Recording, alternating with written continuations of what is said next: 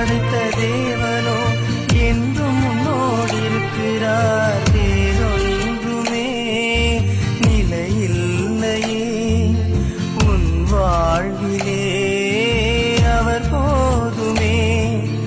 வேறொன்றுமே நிலையில்லையே உன் வாழ்விலே, அவர் போதுமே.